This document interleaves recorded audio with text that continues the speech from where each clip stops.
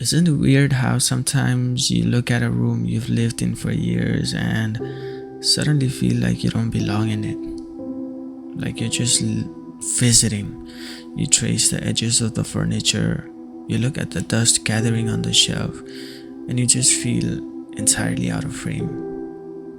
I think that numbness was already sitting in my throat when I got in my friend's car tonight. I wasn't really there. I can't even remember where we were supposed to be heading or what we were talking about. My mind was just drifting, watching the neon signs bleed across the wet street through the passenger window. And then, completely by accident, my eyes caught the side mirror just for a split second as the car passed under a broken street lamp. And it felt like the entire universe just suffered a glitch. The music on the radio, the low hum of the engine, and the voice next to me, it all instantly felt like it was miles away, buried under 10 feet of water. I stared at the reflection in that tiny square of glass, and this sudden, freezing numbness just trickled down my spine. The face looking back at me under that dull light, it did not belong to me anymore. It was just a shape, a collection of hollow lines and shadows around the eyes that I did not recognize. I felt like I was a ghost trapped outside of my own life, looking at a complete stranger who somehow woke up inside my body, wearing my clothes and keeping the seat warm while the real me was left behind somewhere down the road.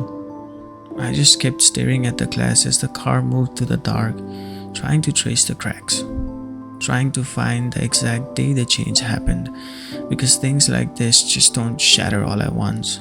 They erode, they dissolve. And I started wondering what actually bled the life out of the thing I'm looking at. Was it the weather? Was it the endless gray frozen mornings where the sun feels like a distant memory? A winter that just forgot how to turn into spring, leaving your mind completely numb and heavy until you realize your internal mood has just matched the wet concrete outside for months. You look at the sky and it's blank, so you look away, not realizing you are absorbing the emptiness. Or maybe it was a heartbreak. Not the loud kind where people scream and slam doors in movie scenes, but the quiet kind. A door closing so softly in the dark corners of your mind that you don't even hear the lock click until years later when you try to reach for a feeling and realize that the room is entirely empty. It's the heartbreak of slowly, silently letting go of every version of yourself you promised you'd become. Or was it just the work? The heavy, mindless routine of waking up, trading your hours for survival, and burying your own thoughts just to get through the day. You spend 40 hours a week pretending to be functional, pretending to care about a script written by someone else, and you tell yourself it's just temporary, just a phase, a bridge to get you to the next thing. But then you look into the glass on an ordinary night and realize that the routine just didn't take your time. It took your texture, it turned your face into a blank slate. It's a strange kind of failure. You haven't lost your life, you haven't lost your mind, but you look at yourself under the reflection under a bad streetlight and realize you are just an empty frame moving through the dark. The world didn't crush you with a sudden storm, it just quietly washed you away while you were too tired to notice. Maybe the truth is, you just lose custody of yourself if you stop paying attention. You spend every single day just trying to navigate the concrete, waking up, going through the motions, putting on a functional face just to get through the hours. You tell yourself it's just a temporary routine, just a phase you have to pass through, but the loop has a way of wearing down your edges. You spend so much time running on autopilot, just making sure you check the boxes and survive the day, that you don't even notice your own interior is slowly being hollowed out. You look at the reflection in the side mirror and you realize you've become a background character in your own life. A shadow that moves when the light hits it, but doesn't actually possess any real substance or warmth of its own. It's like you gave away all your energy to the routine, and now you're just sitting in the passenger seat, staring at an empty frame moving through the dark. You realize you've been living in a state of perpetual compromise. You compromised on your peace. You stayed in places you outgrew because the walls felt familiar, and you kept telling yourself that tomorrow you would start caring again. Tomorrow you would feel like a real person. But tomorrow is just a ghost that never actually arrives. You just keep accumulating days of nothingness until the numbness becomes your own default setting.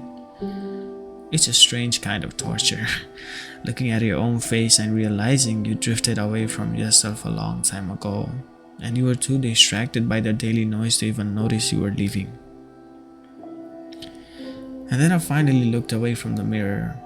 I looked past my own reflection out through the glass at the other cars driving alongside us in the night.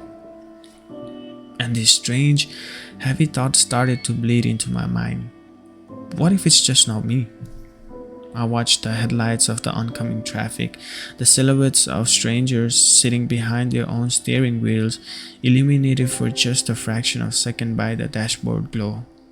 And I wondered how many of them are staring straight ahead, completely numb to the road beneath them.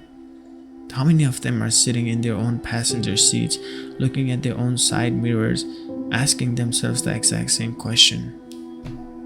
Maybe we're all just a collective group of ghosts passing through each other in the dark. An entire society of people who spent so long building a functional exterior that we accidentally hollowed out the inside.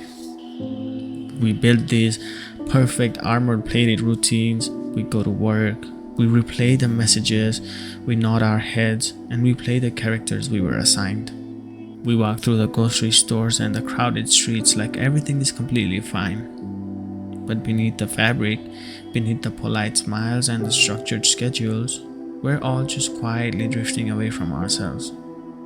It's like an invisible epidemic of disappearance.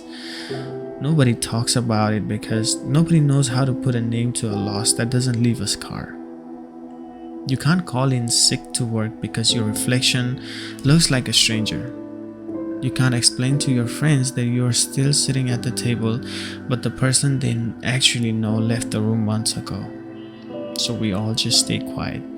We keep the music playing on the radio, we keep our eyes on the concrete ahead, and we participate in the massive, silent agreement to pretend that we were all still here. I eventually closed my eyes altogether. There's no point in staring out into the dark for too long. It doesn't fix the circuit. It doesn't bring the color back into the glass. It just makes the mind feel a little more crowded. So I just lean back my head against the headrest, and the street lamps continue to slice through the dark interior of the car, one after another. A predictable, rhythmic pulse of dull light that didn't change anything at all. The music on the radio kept playing its low, distorted melody, and the tires just kept humming against the wet asphalt underneath us. Moving forward, always moving towards a destination I still could not remember. I suppose that's the hardest part to swallow, the realization that tomorrow morning the sun is going to come up anyway. The alarm is going to go off. The routine is going to demand that the stranger in that mirror puts on the clothes, steps out onto the concrete, and pretends to be me for another 24 hours. And I'm going to let him, because I'm entirely too tired to fight for a custody of a face that doesn't even feel like mine anymore. We just keep driving, two ghosts sitting in a moving car, passing through a city full of millions of other ghosts. All of us running on the exact same autopilot into the night. And maybe that's enough. Maybe the drift is just where we live now.